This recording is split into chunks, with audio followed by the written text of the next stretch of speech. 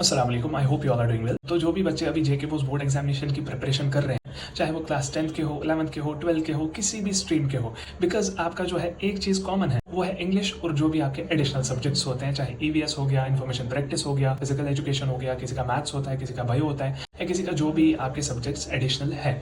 ठीक है, तो पहली अगर मैं बात करूँ, मेरा खुद का एडिशनल इन्फॉर्मेशन प्रैक्टिस था मेरे 11th-12th में, and to be very honest मेरे उसी इन्फॉर्मेशन प्रैक्टिस में 97 मार्क्स थे, 11th में 96 थे, 12th में 97 और समथिंग 98 ऐसा कुछ था। अब मैं आपको वो चीज़ बताने वाला हूँ कि कैसे वो चीज़ें कवर करनी है, और इंग्लिश भी मैंने कैसे पढ़ा, इंग्लिश में भी मेरे अच्छे खासे मार्क्स थे। अब अगर हम पहली बात करें आपके इंग्लिश और एडिशनल सब्जेक्ट्स की, तो पहली बात, ये जो दोनों सब्जेक्ट्स हैं ना, ये एक एक हफ्ते का काम है, not more than 7 days, because ये जो सब्जेक्ट्स हैं ये आराम से हो जाते हैं 7 डेज में। अब मैंने क्या किया था, ये 7 डेज में मेरा कैसे कवर हुआ था, मैंने एक काम किया, मैं गया स्टेशनरी शॉप पे।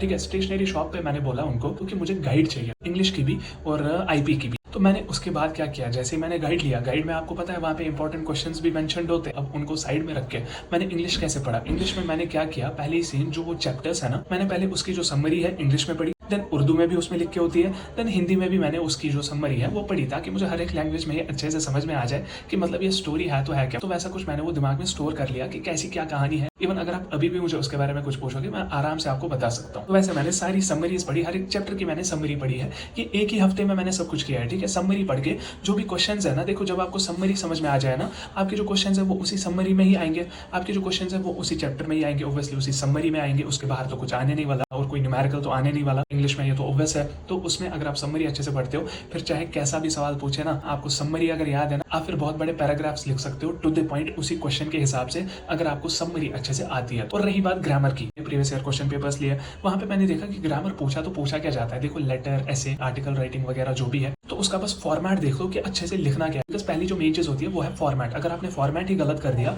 आपने फिर जो भी लिखा हो उसका तो कोई फायदा नहीं है। बिकॉज जो भी आप लेटर लिखोगे, जो भी आप आर्टिकल लिख रहे हो, ईमेल राइटिंग होती है, तो उसमें क्या करना होता है, उसका फॉर्मेट मेन चीज है, वो अच्छे से होना चाहिए। उसके बाद जो टॉपिक होगा उसमें तो आप एटलीस्ट कुछ ना कुछ तो लिखोगे ही, राइट। तो प्रीवियस ईयर क्वेश्चन पेपर्स में मैंने देखा कि कौन सी लेटर्स पूछी जाती हैं, कौन से ऐसे पूछे जाते हैं, तो उनको भी मैंने नजर मारी, इंटरनेट से कहीं से भी मैंने नजर मार दी। और जो आपके इंग्लिश सब्जेक्ट के लिए गाइड आती है ना, उसमें भी बहुत सारे एसेज हैं, बहुत सारी लेटर्स होती हैं, ये आर्टिकल राइटिंग, ईमेल राइटिंग, सब कुछ उसी में मेंशन्ड होता है। बस वो एक गाइड लाओ आप, उससे आपका सारा इंग्लिश हो जाएगा। यू कैन आराम से स्कोर 90+ इन इंग्लिश, ये मैं गारंटी के साथ कह रहा हूँ। तो अब रही आपकी एडिशनल की बात, उसके लिए भी सेम चीज मैंने एक हफ्ता फिक्स कर लिया, और उसके बाद क्या किया, एक गाइड आती है इन्फॉर्मेशन प्रैक्टिस की, तो उसमें मैंने क्या किया, जो भी वहां पे है वो इफ एल्स स्टेटमेंट, जो भी मतलब वहां पे लिखा था, उसमें बहुत सारे क्वेश्चंस भी थे, इंपॉर्टेंट मेंशन्ड थे। ठीक है, प्रीवियस ईयर क्वेश्चन पेपर्स भी मैंने लिए, वो क्वेश्चंस मैंने नोट डाउन किए, सारे क्वेश्चंस मैंने अच्छे से समझ के याद कर लिया, और जो गाइड में इंपॉर्टेंट चीजें थी वो भी अच्छे से समझ के याद कर लिया। And to be very honest, मेरा आईपी में 97 के 98 मार्क्स था क्लास 12 में, एंड 96 था